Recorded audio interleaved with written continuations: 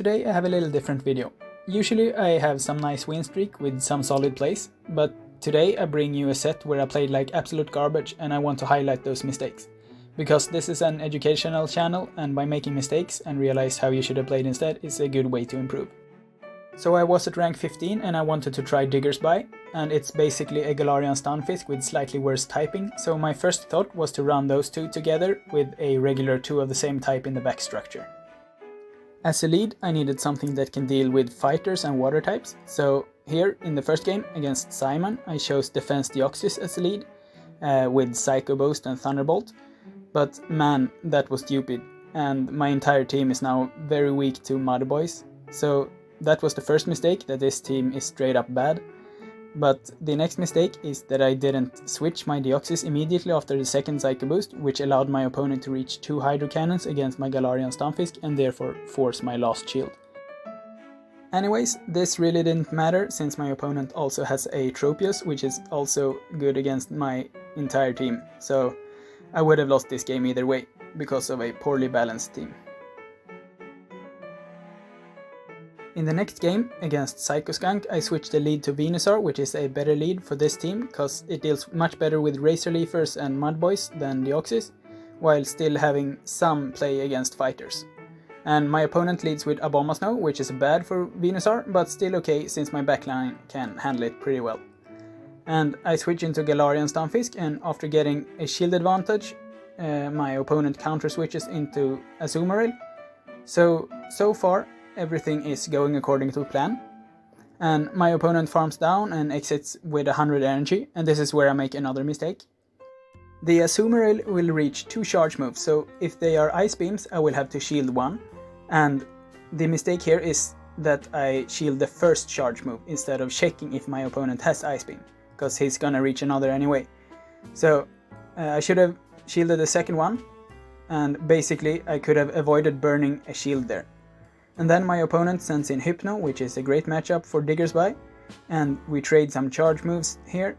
And as you can see, I'm changing the speed of the video a lot back and forth so that I have time to say what I want to say.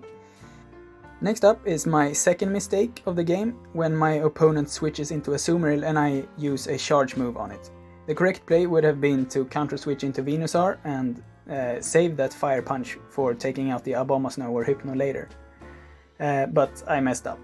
So here I try to farm down the Hypno with Venusaur and come out with 2 charge move to use on Abomasnow, which is my last remaining win condition, but I'm not able to do so and I have to throw, and the Sludge Bomb is not enough to KO the Abomasnow. So there I lost a winnable game due to poor play. Then it is a game against Professor Zadi, and if you haven't noticed already, there's about a 10 minutes gap between each game to find an opponent. And this is because after you hit rank 15, you can basically only get paired with people rank 15 or higher, except that after around 7 or 8 minutes, the game just gives up and pairs you with someone from lower ranks. My opponent leads Dugong, and I can force 2 shields in this matchup and then switch out so that I keep a shield advantage. And now, when my opponent stays in, it tells me that they don't have anything better to counter Stunfisk with, and therefore also Diggersby in the back. So I will save the shield for Diggersby and trust that the rabbit can finish the game. And I overcharge some extra energy before throwing the next Rock Slide, before he reaches the next charge, and then my opponent brings in Galarian Stunfisk. So that gives away that he still has no solid answer to either Stunfisk or Diggersby. So at this point, since I'm double debuffed, I will just use Venusaur as an extra shield and bank that Earthquake to use later when I have cleared my debuffs. And then I switch into the Rabbit to farm up some extra energy, and now that I have done 8 mud shots, he's either going to throw his Earthquake since he wins CMP or try to catch my Earthquake. So I'm not going to throw directly, and he switches into Skarmory, so now I can spam these Fire Punches, and at this point I am in a winning position, and it was good that I didn't have my Venusaur left to be farmed down by this Skarmory. So up until this point I have played exactly how I want to play without mistakes, but here is where I mess up and I use my 4th Fire Punch after 6 mud shots instead of 5, which gives my opponent the opportunity to connect with 1 more charge and almost throwing the game. It wasn't really that close since my Stunfisk in the back still has an Earthquake loaded, but it was still a stupid decision in an otherwise solid game.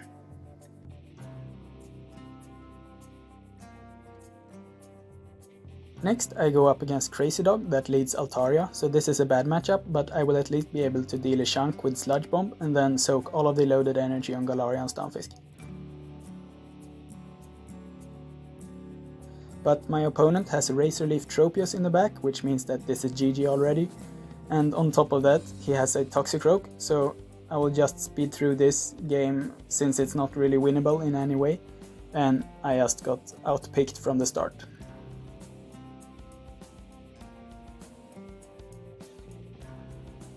In the last game, once again, I adjust the team, so I'm using Whimsicott with Charm, so that's something that can deal with Asu and Mudboys and Fighters and Altaria. But this game is also going to be a total blowout. So my opponent leads Alolan Marowak. What I should have done differently here was that I could have thrown a Rock Slide immediately, since Alolan Marowak is in the middle of a fast move animation. So my opponent couldn't have caught it, and therefore it would have given my Stunfisk much more value. But at this point I am in a very bad spot, and on top of that I make another small mistake here by using Earthquake after 3 mud shots instead of 4, which let my opponent get a piggyback, which then causes me to not reach a Rock Slide before the Azumarill reaches an Ice Beam. So this could have been avoided if I had just timed the charge move better. And well, he has a Shadow Victory Bell in the back, and this is an unbalanced team, so I cannot really handle Razor Leafers that well, so I lose this very hard. So that was a poorly executed set of games, even though Diggersby got to shine in one of them. But since you only need to play 5 games to reach rank 16, I still ranked up, and I was one of the first players in the world to reach rank 16 in Season 6, which took me 5 days and 3 hours from season start and 160 games. And I don't know how many others had reached it at that point, but it was certainly not that many judging by the queue times, and to my knowledge, none. But please feel free to tell me if you know about anyone that was earlier, and I hope that this was informative with the mistakes made in focus, and feel free to give feedback on what you think about this type of video. Thanks for watching!